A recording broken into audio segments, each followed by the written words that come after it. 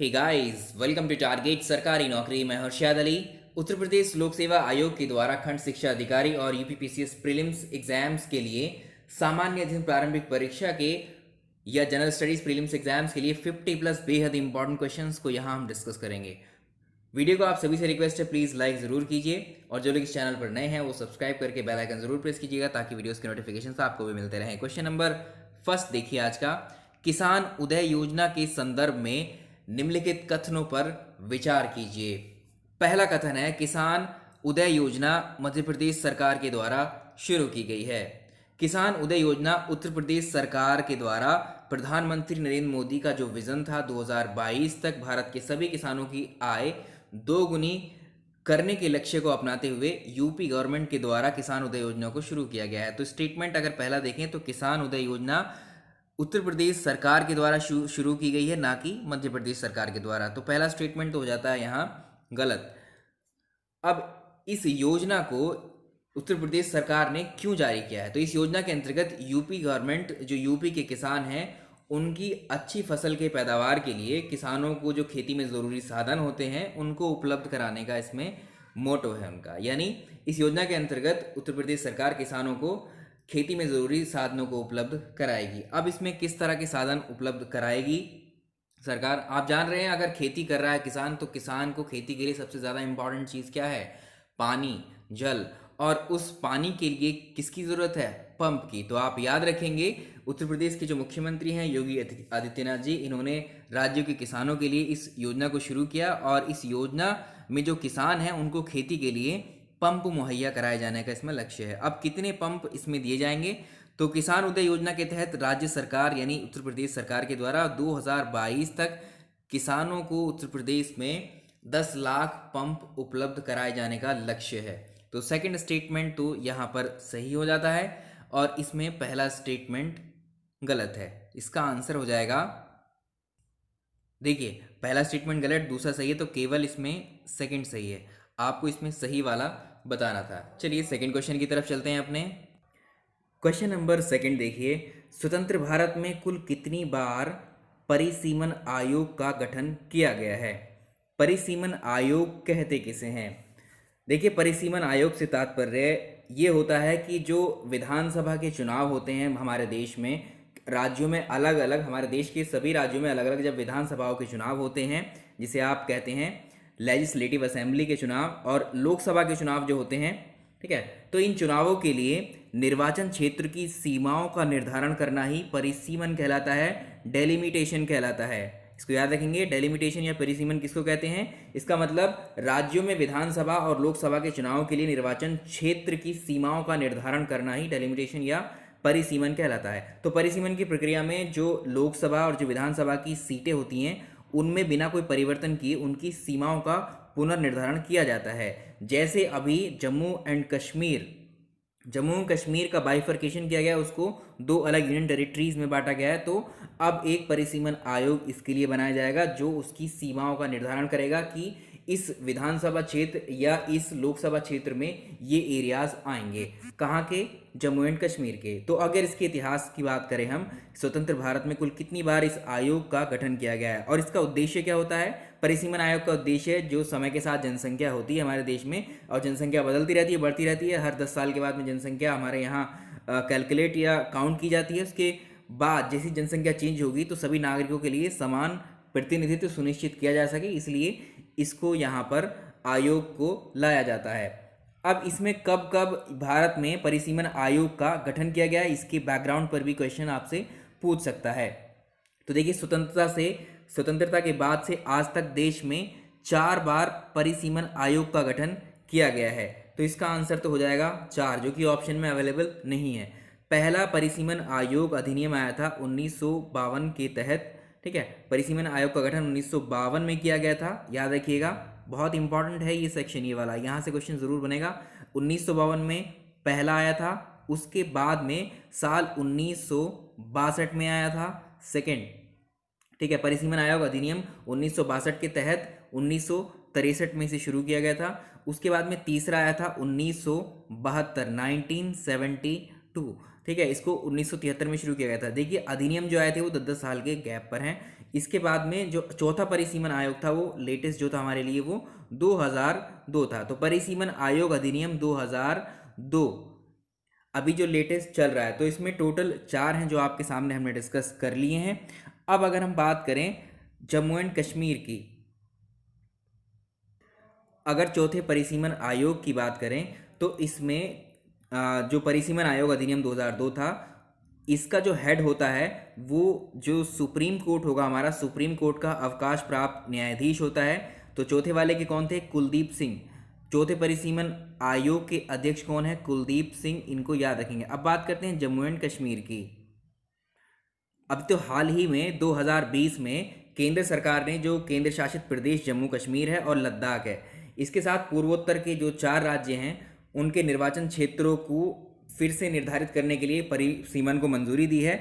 जैसे कि आप जान रहे हैं 2019 में केंद्र सरकार द्वारा जम्मू कश्मीर को अनुच्छेद 370 के तहत जो विशेष प्रावधान दिए गए थे वो सब खत्म करके जम्मू कश्मीर राज्य को विभाजित किया और 2 नए यूनियन टेरिटरीज बनाए, जम्मू कश्मीर और लद्दाख। अब दोनों केंद्र शासित प्रदेशों में चुनाव तो होने ही है। चुनावी प्रक्रिया को चलाने के लिए अब उनके निर्वाचन क्षेत्र भी बांटे जाएंगे। इन निर्वाचन क्षेत्रों का निर्माण और उनकी सीमा का निर्धारण ही परिसीमन के तहत किया जाएगा। यही परिसीमन कहलाता है। तो लोकसभा और विधानसभा के चुनावों के लिए निर्वाचन क्षेत्रों की सीमाओं में निर्धारण करने के लिए संविधान का जो अनुच्छेद 42 है, इसके तहत केंद्र सरकार के द्वारा प्रत्येक जनगणना के पश्चात परिसीमन आयोग का गठन किया जाता है। तो इस क्वेश्चन का आंसर आप करेंगे, आंसर होगा 4।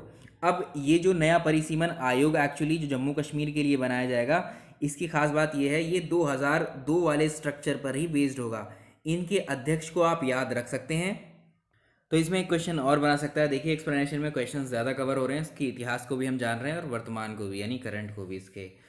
तो इसमें जो देश में सबसे पहला परिसीमन आयोग किस राज्य के लिए किया गया था? तो देश में सबसे पहले कर्नाटक राज्य में परिसीमन आयोग 2002 की सिफारिशों के आधार पर विधानसभा चुनाव हुए थे। इनको याद रखिएगा आप। तो वर्तमान में जम्मू कश्मीर और अन्य प्रस्तावित राज्यों का जो परिसीमन होगा वो परिसीमन आयोग 2002 के तहत ही किया जाएगा। इसको भी आप याद रखेंगे। अब परिसीमन आयोग के बाद में जम्मू कश्मीर में कुल सीटों की स्थिति क्या बन जाएगी?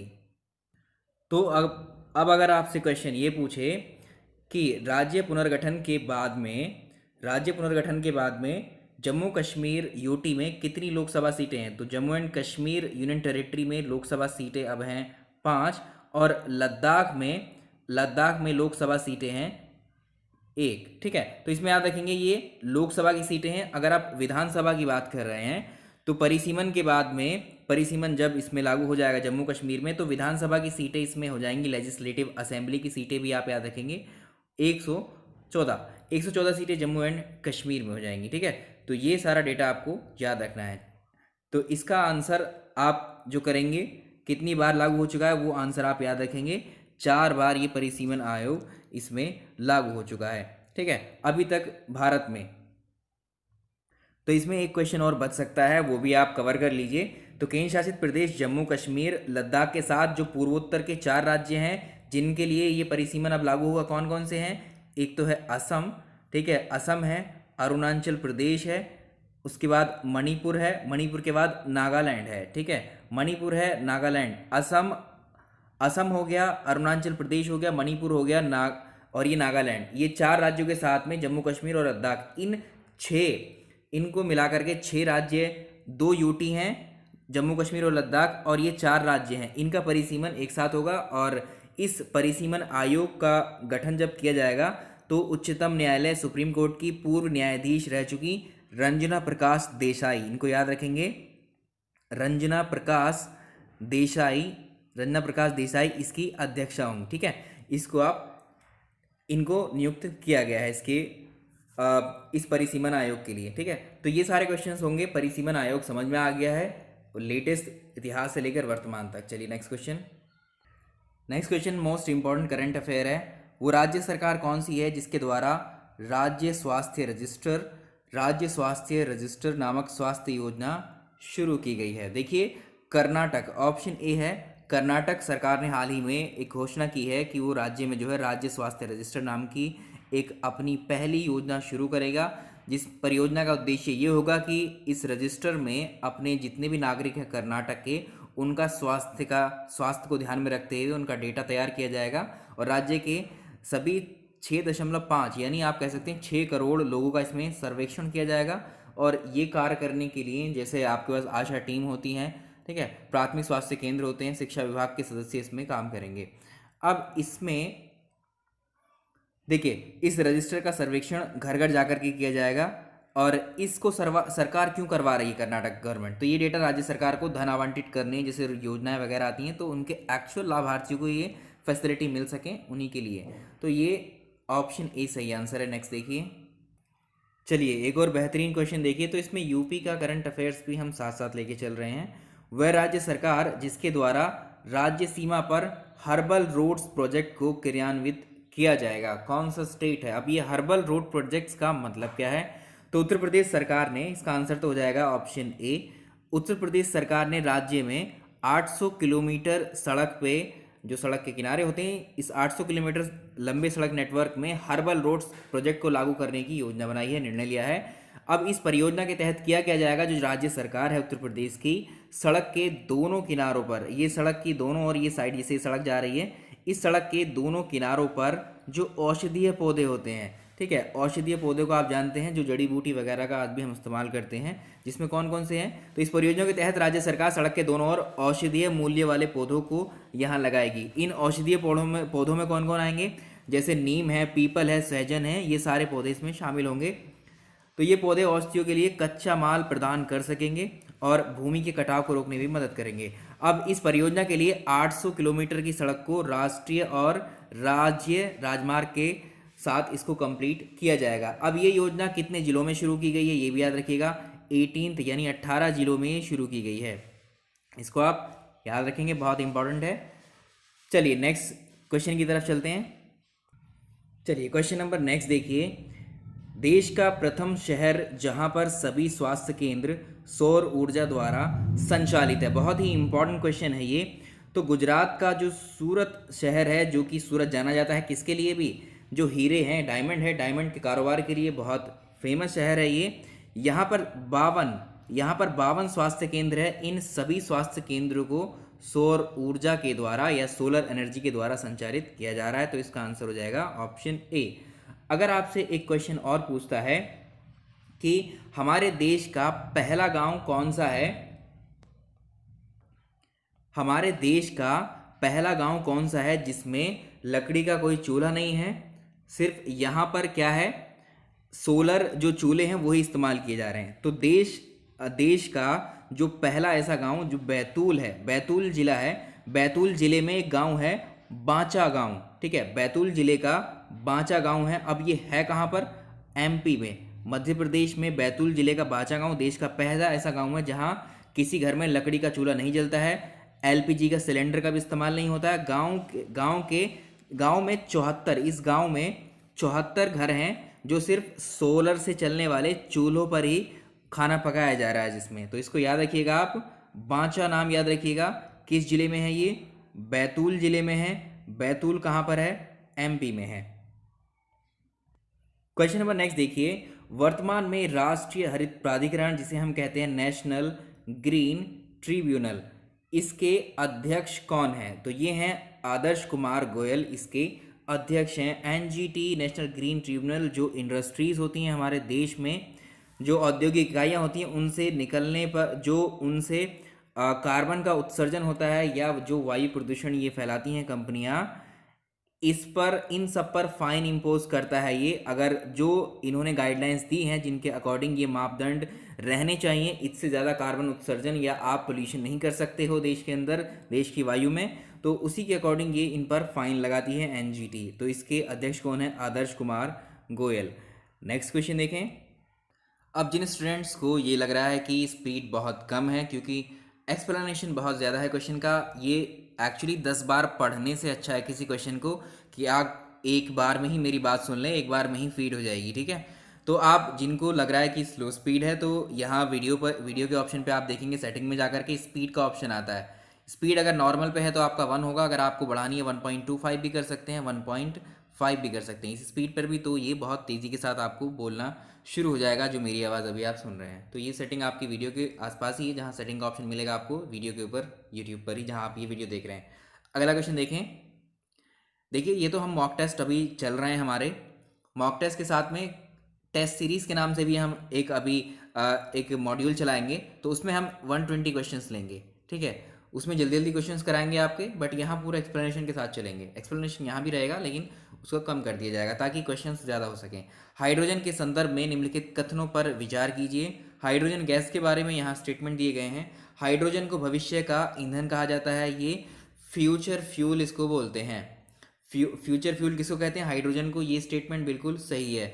यह न्यूनतम पर्यावरण प्रदूषण करता है, ये स्टेटमेंट भी बिल्कुल ठीक है। इससे पोल्यूशन बहुत ही कम होता है। पीसीएस 2017 में ये अलग से क्वेश्चन पूछा गया, सेपरेटली अलग करके। तो मैंने जितने भी क्वेश्चंस एक उसको लेकर के, किसी एक टॉपिक को लेकर के जो भी क्वेश्चंस बन सकते हैं, एक ही हमने कथनों के फॉर्म में एक ही क्वेश्चन में शामिल कर लिए हैं, ठीक है। इससे आपके 2 से 3 से 4 क्वेश्चंस तैयार होते हैं।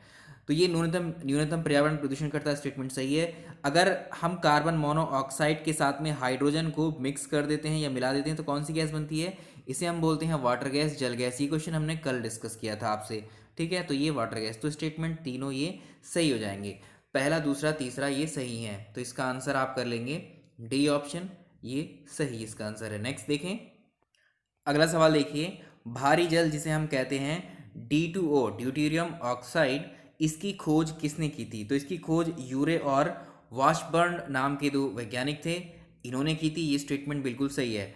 तो भारी जल को D2O को हम जो है नाभिक के रिएक्टर में मंदक के रूप में प्रयोग करते हैं। देखिए भारी हाइड्रोजन जो होती है ना, भारी हाइड्रोजन जिसे हम ड्यूटीरियम कहते हैं, तो ये ड्यूटीरियम का ही ऑक्साइड है D2O जिसे हम बोल रहे हैं। तो ये नाभिक के रिएक्टर में मंदक के रूप में काम में आता है। तो पहला स्टेटमेंट और दूसरा स्टेटमेंट दोनों कथन ये सही हैं। नेक्स्ट क्वेश्चन की तरफ चलेंगे। क्वेश्चन नंबर नेक्स्ट देखिए। टाइटेनियम के संदर्भ में निम्नलिखित कथनों पर विचार कीजिए। टाइटेनियम के संदर्भ में निम्नलिखित कथनों पर विचार कीजिए। देखिए इसको भविष्य की धातु या रणनीतिक धातु भी कहते हैं। अभी हमने एक क्वेश्चन देखा, हाइड्रोजन को भविष्य का ईंधन कहा जाता है और भविष्य की ये धातु कही जाती है कौन?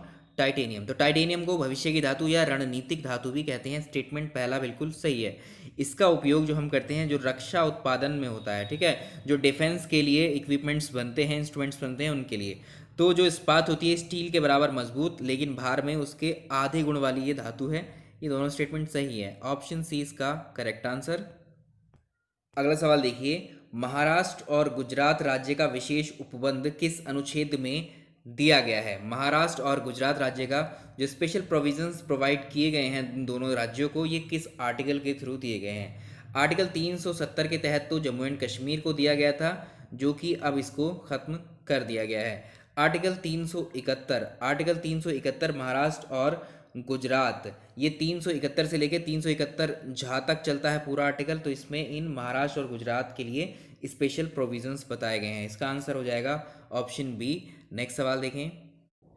क्वेश्चन नंबर नेक्स्ट देखिए। वित्तीय आपातकाल की घोषणा करने की संतुष्टि अंतिम और निर्णायक किसकी होती है? तो इसी क्वेश्चन से हम ढेर सारे क्वेश्चंस अभी यहाँ पर निकालेंगे।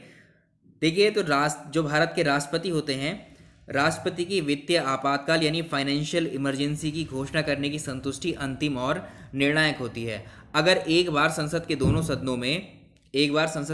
सदनों में वित्तीय आपातकाल की घोषणा की मंजूरी देने वाला प्रस्ताव जो है पारित हो जाता है, आप कह सकते हैं संसद के किसी भी सदन में इसको सामान्य बहुमत से पारित किया जाता है, और एक बार संसद के दोनों सदनों से अगर मंजूरी मिल जाती है तो वित्तीय आपातकाल अनिश्चित टाइम के लिए भारत में प्रभावी हो जाता है। तो जब तक इसे वापस नहीं लिया जाए तब तक ये लागू रहेगा, और इसकी अधिकतम सीमा भी निर्धारित नहीं की गई है।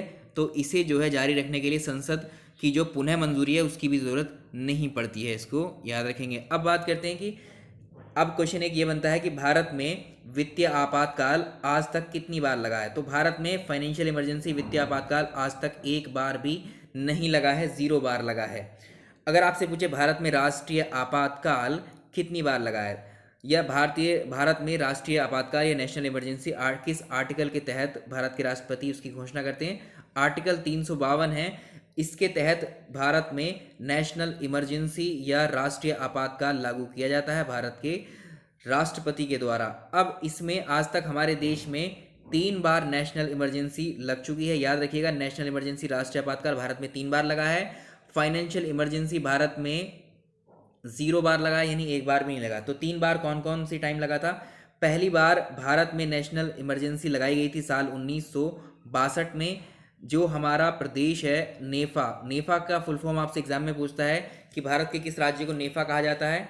नेफा की फुल फॉर्म पहले आप देख लीजिए, north east frontier agency, north east frontier agency. इसको हम बोलते हैं आज अरुणाचल प्रदेश। तो अरुणाचल प्रदेश का पुराना नाम है नॉर्थ ईस्ट फ्रंटियर एजेंसी। साल 1962 में चाइना ने नेफा पर यानी अरुणाचल प्रदेश पर अटैक कर दिया था, आक्रमण कर दिया था, जिसकी वजह से इमरजेंसी देश में लगाई गई थी। उसके बाद में साल था 1971। साल 1971 में दूसरी बार भारत में राष्ट्रीय आपातकाल लगाया गया था। इस साल पाकिस्तान ने इंडिया पर अटैक कर दिया था। तो भारत पाकिस्तान युद्ध की वजह से साल 1971 में दूसरी बार इमरजेंसी लगी थी देश में। पहली बार लगी थी भारत और चाइना के युद्ध की वजह से, ठीक है। थर्ड बार जो लगी थी 1975 में लगी थी। 1975 में भारत में जो इमरजेंसी लगी थी, अब देखिए, तो उन पहले जो आपातकाल थे फर्स्ट और सेकंड, ये वाली जो इमरजेंसी भारत में लगी थी, ये बाह्य आक्रमण की वजह से। पहली इमरजेंसी में चाइना ने हमारे देश में अटैक किया था, तो ये बाह्य आक्रमण हो गया। दूसरे में पाकिस्तान ने हमारे देश में अटैक किया था, तो ये दूसरा बाह्य आक्रमण था। तो दोनों बार इमरजेंसी बाह्य आक्रमण की वजह से लगी थी। लेकिन तीसरी बार 1975 में हमारे देश में जो आपातकाल की घोषणा की गई थी, वो आंतरिक उपद्रव यानी इंटरनल डिस्टरबेंस के आधार पर की गई थी। तो ये आपको याद रखना है, ठीक है। तो ये इंटरनल डिस्टरबेंस पे भी स्पेशली अलग से पूछता है कि भारत में जो 3 बार राष्ट्रीय आपातकाल लगा है, उसमें कौन सी यानी किस सन में इंटरनल डिस्टरबेंस के आधार पर ये लगाया गया था इमरजेंसी, नेशनल इमरजेंसी। नेक्स्ट सवाल देखें, इसका आंसर हो जाएगा राष्ट्रपति के द्वारा। तो ये एडिशनल क्वेश्चंस आपको बताते चल रहे हैं, बहुत इंपॉर्टेंट है। बहुत सारे क्वेश्चंस कवर करते जाते हैं इस तरह से हम। नेक्स्ट क्वेश्चन में नेक्स्ट देखिए, राज्यसभा के प्रस्ताव के आधार पर नई अखिल भारतीय सेवा, जिसे हम ऑल इंडिया सर्विसेज बोलते हैं, ऑल इंडिया सर्विसेज जो है, इसका गठन कौन करता है? तो इसका आंसर होगा संसद। ऑप्शन ए संसद है। देखिए, संविधान का अनुच्छेद आप याद रखिएगा, आर्टिकल 312, आर्टिकल 312, संसद के राज्यसभा के प्रस्ताव के आधार पर, जो राज्यसभा अगर एक प्रस्ताव बनाकर देते हैं, उसके आधार पर नई ऑल इंडिया सर्विसेज का गठन करने का अधिकार संसद को होता है। नेक्स्ट क्वेश्चन, अंतर्राज्यीय नदी परिषद, अंतर्राज्यीय इंटर स्टेट रिवर काउंसिल के संदर्भ में निम्नलिखित कथनों पर विचार कीजिए। पहला कथन है, संसद किसी अंतर्राज्यीय नदी और नदी घाटी के पानी के प्रयोग का वितरण नियंत्रण के संबंध में किसी विवाद या शिकायत का निर्णय दे सकती है। तो देखिए, भारत में आप जानते हैं, भारत नदियों का देश है, बहुत सारी नदियां भारत में बहती हैं। अब हम ये नहीं कह सकते सारी चीज़ें नेचुरली डिस्ट्रीब्यूटेड हैं इंडिया में, पूरे अर्थ पर ही। तो एक नदी ऐसा नहीं है कि खाली एक ही स्टेट में बहती हो। एक नदी कई कई राज्यों से होकर के गुजरती है। जब कई कई राज्यों से होकर के गुजरेगी, तो हर राज्य को पानी की ज़रूरत होती है। ऐसा नहीं कि सभी राज्यों में पानी की अवेलेबिलिटी या उपलब्धता रहती है, ठीक है। राज्यों में बहुत सारे राज्य ऐसे हैं जहाँ बहुत सूखा पड़ता है और वहाँ पानी की बहुत ज़रूरत होती है। तो इन नदियों के जल को ही हम इस्तेमाल करते हैं। तो जब हम नदियों के जल को इस्तेमाल करेंगे और दो राज्यों के बीच से ये नदी अगर निकल रही है, तो जाहिर सी बात है दोनों राज्यों के बीच में जो है डिस्प्यूट होना है, झगड़ा होना ही है। तो इसके विवाद के लिए अंतर्राज्यीय नदी परिषद बनाई गई है, जो कि इन नदी के पानी के बंटवारे का फैसला करती है, डिस्ट्रीब्यूशन का, और उसके कंट्रोल का, कितना पानी कौन से राज्य को यहाँ दिया जाएगा। तो ये सारे डिस्प्यूट जो हैं किसके पास आते हैं? अंतर्राज्यीय नदी परिषद के पास आते हैं। तो संसद किसी भी अंतर्राज्यीय या इंटरस्टेट नदी को बोलते हैं जो एक से दो राज्यों को लिंक कर रही होती है, ठीक है। अंतर्राज्यीय इंटरस्टेट उसको बोलते हैं। तो संसद किसी अंतर्राज्यीय नदी और नदी घाटी के पानी के प्रयोग के वितरण नियंत्रण के संबंध में किसी वाद विवाद शिकायत का न्याय निर्धारण दे सकती है, ठीक है। तो पहला स्टेटमेंट तो हो जाता है हमारा यहाँ सही। तो ये आंसर हो गया बिल्कुल ठीक। अब देखिए राष्ट्रपति, अगला है, राष्ट्रपति और केंद्र राज्य के बीच में सामूहिक महत्व के विषयों की जांच में बहस के लिए अंतर्राज्यीय परिषद का गठन कर सकता है। तो राष्ट्रपति आर्टिकल 263 है, राष्ट्रपति केंद्र और राज्य के बीच सामूहिक महत्व के जो विषय होते हैं उनकी जांच, उन पर बहस करने के लिए अंतर्राज्यीय परिषद का गठन कर सकता है, ठीक है। इसको याद रखेंगे आप, ये दोनों स्टेटमेंट सही हो गया। तो इस परिषद का गठन कब हुआ था? साल 1990 में हुआ था। तो ये दोनों स्टेटमेंट आपके सही हो जाते हैं, इनको याद रखिएगा। इसका आंसर हो जाएगा 1 और 2 दोनों। नेक्स्ट सवाल देखें, एक और अच्छा क्वेश्चन है, किस अनुच्छेद के तहत असाधारण परिस्थितियों के दौरान संसद को राष्ट्र हित में राज्य सूची के तहत कानून बनाने की शक्ति प्राप्त है। देखिए, आप जानते हैं 3 तरह की लिस्ट होती हैं, एक यूनियन लिस्ट है, एक होती है स्टेट लिस्ट, एक होती है कॉन्करेंट लिस्ट। यूनियन लिस्ट में जितने विषय लिखे हुए हैं, जैसे विषय कौन कौन से होते हैं, जैसे अगर रक्षा है, डिफेंस है, डिफेंस या रक्षा पर कानून बनाएगी केवल केंद्र सरकार, सेंट्रल गवर्नमेंट को ही अधिकार होता है। तो संघ सूची इसको बोलते हैं यूनियन लिस्ट। इसमें रक्षा है, बैंकिंग है, विदेशी मामले हैं, मुद्रा है, एटॉमिक एनर्जी है, बीमा है, संचार है, केंद्र है, जनगणना है। ठीक है, ये जितने भी बोले बहुत इंपॉर्टेंट है सब। तो ये सब यूनियन लिस्ट के सब्जेक्ट हैं, विषय हैं। ठीक है, इन पर जो है केवल केंद्र सरकारी कानून बना सकती है। अगर आप स्टेट लिस्ट की बात करें, राज्य सूची में जो सार्वजनिक व्यवस्था है, पुलिस व्यवस्था है, जन स्वास्थ्य के लिए जो स्कीम्स हैं, सफाई है, कृषि है, जेल है या स्थानीय सुशासन है, मत्स्य पालन है, बाजार है, इन सब पर राज्य अपने जो राज्य होते हैं अपने अपने राज्यों में कानून बना सकते हैं। कॉन्करेंट लिस्ट में दोनों में, कॉन्करेंट लिस्ट में ऐसे वो आते हैं, ऐसे विषय आते हैं जिन पर राज्य सरकार और केंद्र सरकारें दोनों ही कानून बना सकती हैं। कौन कौन से आते हैं, जैसे क्या, जैसे आपराधिक कानून प्रक्रिया है, विवाह और तलाक को लेकर है, जनसंख्या कंट्रोल को लेकर के है, विद्युत को लेकर के, श्रम कल्याण को लेकर के हैं, इन पर जो है ये भी बना सकते हैं। तो इसमें जैसे शिक्षा, वन, मापतौल, वन्यजीव पक्षियों का संरक्षण जो है वो भी कॉन्करेंट लिस्ट में ही आता है। तो कॉन्करेंट लिस्ट के विषयों पर केंद्र सरकार भी कानून बना सकती है, राज्य सरकारें भी कानून बना सकती है। लेकिन यहाँ क्वेश्चन में बोला गया कि इस अनुच्छेद के तहत असाधारण परिस्थितियों में संसद को राष्ट्रहित में राज्य सूची, यानी कहने का मतलब क्या है, यहाँ पर एक ऐसा भी प्रावधान किया गया है जो अभी हमने क्या देखा था, जो राज्य के विषय हैं उनमें केवल राज्य ही कानून बना सकता है। लेकिन जब असाधारण परिस्थितियां ऐसी आ जाती हैं तो संविधान का आर्टिकल 249 है, बी ऑप्शन, इसके तहत संसद को ये शक्ति दी गई है कि वह राज्य सूची के तहत निम्नलिखित 5 असाधारण परिस्थितियों में कानून बना सकती है। कौन कौन सी? पहली है, इसमें जब राज्यसभा एक प्रस्ताव पारित करके ऐसा कह दे तब। दूसरी कंडीशन तब होती है जब राष्ट्रीय आपातकाल यानी नेशनल इमरजेंसी लगी हो, तब जो है संसद कानून बना सकती है राज्य सूची के विषयों पर। राज्यों के अनुरोध, अगर अनुरोध करें तो राज्य तब भी बना सकती है वो, तीसरा नंबर हो गया। चौथा नंबर है अंतर्राष्ट्रीय समझौतों को लागू करने के लिए और राष्ट्रपति शासन के दौरान। तो इसमें ये इन विशेष परिस्थितियों में ये शक्ति 249 के तहत कोई भी जो केंद्र सरकार है किसी भी राज्य में राज्य सूची के जो विषय होती है उन पर कानून बना सकती है। क्वेश्चन नंबर नेक्स्ट देखिए। चलिए इसमें लास्ट क्वेश्चन करते हैं क्योंकि एक्सप्लेनेशन ज़्यादा हो गया है। तो इसका आज हमें वैसे तो 100+ क्वेश्चंस मैंने इसमें रखे थे, ठीक है, तो इसको आधे आधे घंटे के 2 पार्ट में ब्रेक करते हैं, ठीक है। एक पार्ट और आ जाएगा इसका, अभी आज ही आएगा, और यूपी जीके का एक पार्ट और आएगा, ठीक है। तो बहुत ध्यान से देखिएगा इनको, बड़ा वीडियो ना हो ताकि आपको परेशानी ना हो। देखिए बहुत अच्छे से हम एक्सप्लेन कर रहे हैं चीज़ों को, इससे ज़्यादा एक्सप्लेनेशन की किसी चैनल पर आप उम्मीद मत करिएगा, मैं पहले बता दे रहा हूँ, ठीक है। तो अगर आपको ये मॉडल पसंद है तो आप इसको ज़रूर पढ़िए, जिनको नहीं पसंद होगा उनकी मर्ज़ी है, खैर, है ना। बट जो पॉजिटिव लेके चल रहे हैं चीज़ों को उनके लिए है। सीखना, समझना, ये सब चीज़ें सब आप इन वीडियो के थ्रू सीख जाएंगे बहुत आराम से। पढ़ना कैसे, पढ़ाना कैसे है, एग्ज़ाम कैसे लिखना है, एक क्वेश्चन से 1000 क्वेश्चन कैसे तैयार कर सकते हैं, कुछ छूटना भी नहीं है, ये सीखने का प्रोसेस है, इसमें कुछ रटना नहीं है, ठीक है। तो अमेरिका, स्विट्ज़रलैंड, ऑस्ट्रेलिया, कनाडा, रूस, ब्राज़ील, अर्जेंटीना, यहाँ पर किस प्रकार का शासन है? तो यहाँ पर जो है, यहाँ पर है संघीय मॉडल, ऑप्शन बी है संघीय मॉडल है। यहाँ पर भारत में भी कैसी व्यवस्था है? संघीय व्यवस्था है। तो जो भारत की संघीय व्यवस्था है वो किस मॉडल पर है? कनाडा जैसी संघीय व्यवस्था बनाई हुई है हमने अपने देश में। इसमें क्या होता है, जो संघीय सरकार की विशेषताएं क्या होती हैं, जो संघ होता है, फेडरल सिस्टम बोलते हैं इंग्लिश में इसको, याद रखिएगा, फेडरल मॉडल। तो इसमें दोहरी सरकारें होती हैं, ठीक है, राज्य क्षेत्रीय सरकारें अलग होती हैं, राष्ट्र की सरकार अलग अलग कार्य करती हैं, जैसे राज्य सरकार है, केंद्र सरकार है। इसका रिटन कॉन्स्टिट्यूशन होता है इस मॉडल में, ठीक है। इसमें रिटन कॉन्स्टिट्यूशन होता है, जो राज्य सरकारें और केंद्र सरकारें होती हैं उनमें शक्तियों का विभाजन किया जाता है, अलग अलग पावर्स दी जाती हैं। संविधान को सर्वोच्च माना जाता है, इसमें कठोर संविधान होता है, इसमें स्वतंत्र न्यायपालिका जो होती है स्वतंत्र होती है, और इसमें विधायिका जो होती है द्विसदन होती है, बाईकैमरल यानी लोकसभा राज्यसभा, इस तरह से है।